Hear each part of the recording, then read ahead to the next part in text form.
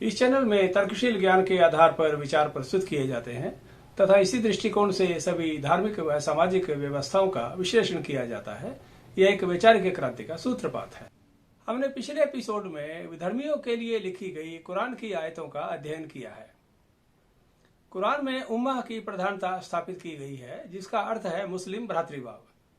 हम आज की चर्चा में जानेंगे उम्मा किस प्रकार राष्ट्रीयता के विकास में बाधक बना और स्वतंत्रता आंदोलन में उसकी क्या भूमिका थी। कुरान अपने धर्म, समाज, राजनीति व अर्थव्यवस्था का मार्गदर्शक है। उसमें गैर धार्मिक अर्थात सेक्युलर जीवन के लिए कोई स्थान नहीं है। जो कुछ कुरान में नहीं लिखा गया है वह इस्लाम में स्वीकार्य नहीं है और जो लिखा गया है उससे दूर हटना कुफ्र अर्थात पाप है। इस्लाम में सामाजिक समानता का भाव सबसे ऊपर है, जिससे मुस्लिम ब्रदरहुड का उदय हुआ, जिसे उम्मा कहा जाता है। एक मुस्लिम के लिए उम्मा उसका आदर्श है, जिसके कारण वह किसी राष्ट्रीय पहचान को स्वीकार नहीं करता। इसलिए मुसलमान अपनी अलग पहचान बनाए रखना आवश्यक समझते हैं और अन्य धर्मों के समाजों के साथ आत्मसात नहीं होते। इस कारण मुसलमान नागरिक किसी भी गैर मुस्लिम देश को अपना नहीं कहते और उस देश की मुख्य धारा में शामिल नहीं होते।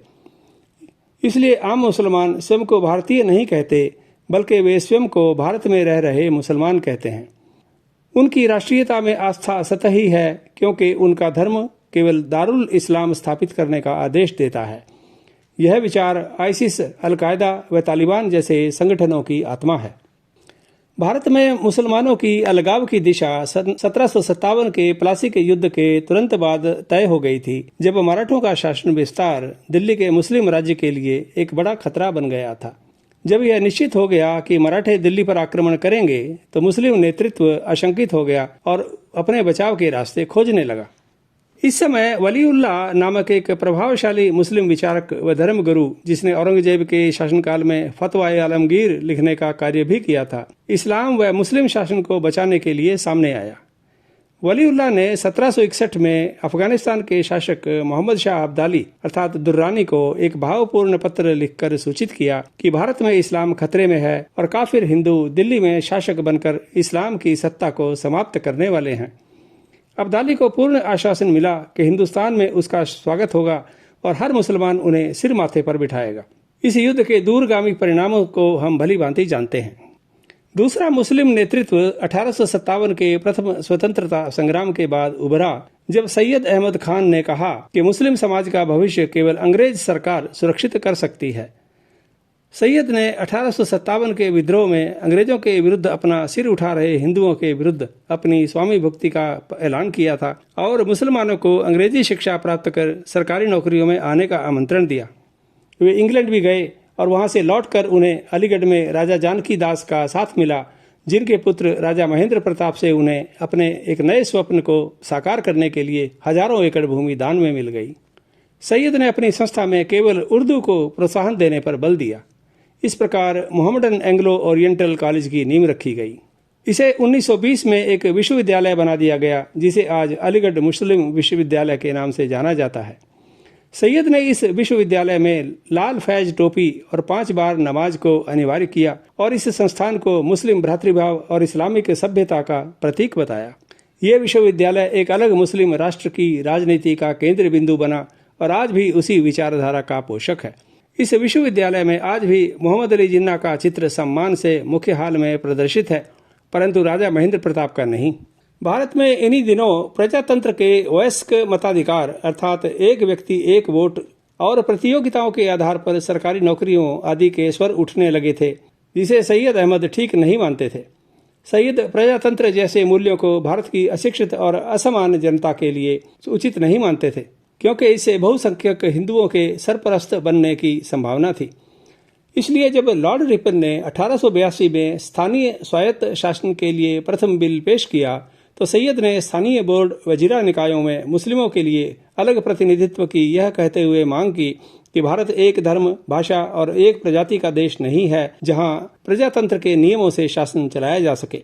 उन्हें इसमें अल्पसंख्यक मुसलमानों के हिंदुओं का गुलाम बनने की बू आने लगी, जिसका प्रतिकार करना आवश्यक था। उन्हें बहुसंख्यक हिंदुओं के अल्पसंख्यक मुसलमानों के गुलाम बनने में कोई आपत्ति नहीं थी, परंतु वे मुसलमानों को हिंदुओं के अधीन प्रजा नहीं देख सकते थे।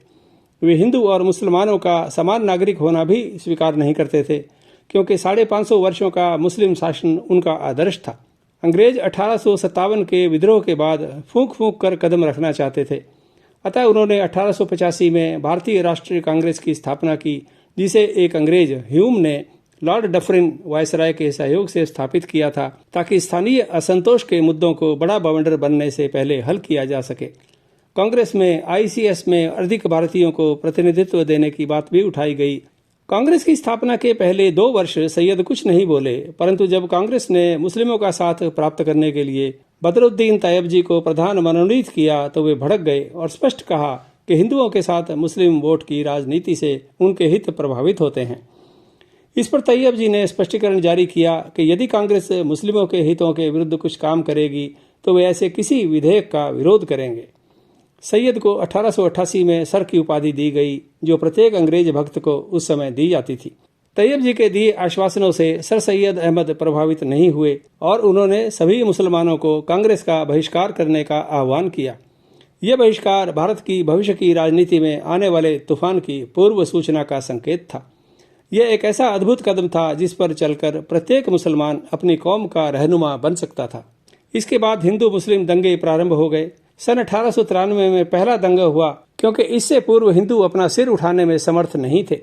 इसके बाद हिंदुओं ने अपने धर्म व समाज के पुनरुत्थान का बीड़ा उठाया, जिसका पहला सूत्र था कि शहर की गलियों में धार्मिक संगीत के साथ जुलूस निकाले जाएं और गौ हत्या पर प्रतिबंध की मांग की जाए। इससे सैयद अहमद के अनुयायी और अधिक आशंकित हुए, क्योंकि मुसलमानों का आर्थिक बहिष्कार किया जाने लगा था। सैयद ने स्पष्ट कहा कि यदि अंग्रेजी राज में ऐसा हो रहा है तो फिर हिंदू राज में क्या होगा। सैयद के घृणा भरे प्रवचनों को अंग्रेजों से शह मिलती थी, जो हिंदू मुस्लिम विवाद का फायदा उठाना चाहते थे। यह अंग्रेजों की 1947 तक नीति बनी रही, जिसे कांग्रेस फूट डालो और राज्य करो की नीति का पर्याय सिद्ध करती थी।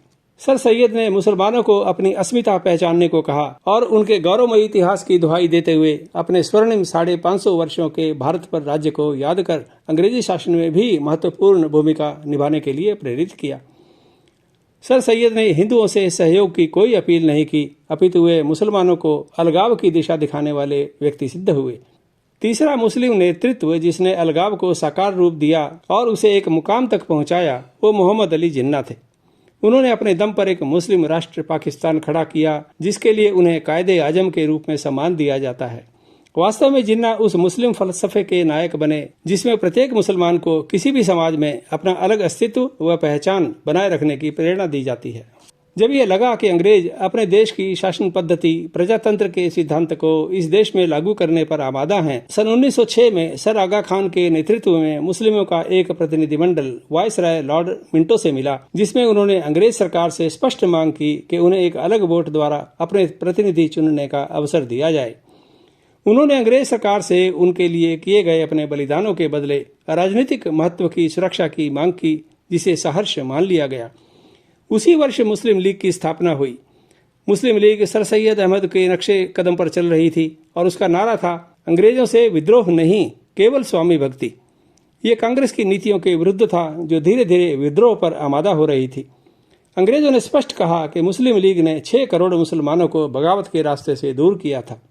मॉर्ले मिंटो अधिनियम 1909 में मुस्लिम तुष्टीकरण एक प्रभावी कदम सिद्ध हुआ।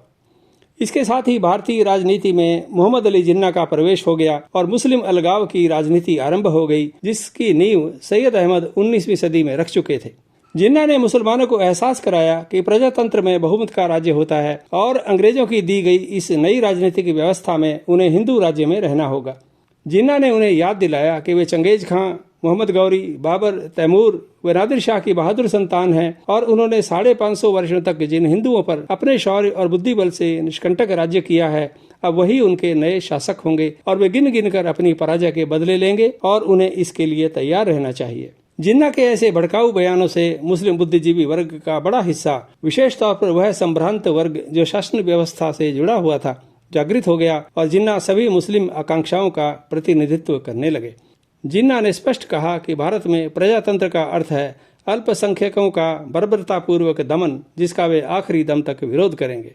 मोहम्मद इकबाल, जो सारे जहां से अच्छा हिंदुस्तान हमारा गीत लिखने के लिए जाने जाते हैं, 1930 में मुस्लिम लीग को एक स्वतंत्र मुस्लिम राष्ट्र का स्वप्न प्रस्तुत कर चुके थे। 1932 की तीसरी गोलमेज कॉन्फ्रेंस में जिन्ना को आमंत्रित नहीं किया गया था। गांधी जी भी जेल में थे और वे इस कॉन्फ्रेंस में शामिल नहीं थे। 1934 में मुस्लिम लीग ने जिन्ना को अपना आजीवन अध्यक्ष चुन लिया, जिसका अर्थ था कि वे मुस्लिम कौम के स्थायी रहनुमा बन गए। 1935 में भारत प्रतिनिधित्व कानून इंडिया रिप्रेजेंटेशन एक्ट बन चुका था, जिसके अंतर्गत 1937 में विधानसभाओं के चुनाव हुए, जिसमें हिंदू, मुस्लिम, सिख और ईसाइयों के लिए अलग सीटों की व्यवस्था की गई थी। कांग्रेस ने महात्मा गांधी के नेतृत्व में चुनाव लड़े और अधिकतर विधानसभाओं में विजय प्राप्त की। इन चुनाव का एक आश्चर्यजनक पहलू था कि मुस्लिम लीग को उन क्षेत्रों में अच्छा प्रतिनिधित्व मिला जहां मुस्लिम अल्पसंख्यक थे, लेकिन वहां नहीं जहां वे बहुसंख्यक थे। इससे जिन्ना को अपना अगला चुनाव अभियान बनाने की प्रेरणा मिली, जिसका अर्थ था कि जहां मुस्लिम अल्पसंख्यक हैं वहां उनमें असुरक्षा की भावना व्याप्त है और उसका भरपूर इस्तेमाल करना चाहिए।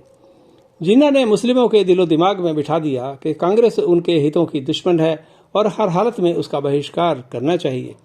1937 में 9 राज्यों में कांग्रेस की सरकारें बनते ही जिन्ना ने यह प्रचार करना शुरू कर दिया कि ये सभी सरकारें हिंदू राज्य की तरह मुस्लिमों से अमानवीय बर्ताव कर रही हैं, जबकि कांग्रेस के शीर्ष नेता गांधी जी पग पग पर जिन्ना और उसके साथियों को विश्वास दिलाने में जुट गए कि वे अल्पसंख्यकों की उनसे भी ज्यादा परवाह करते हैं।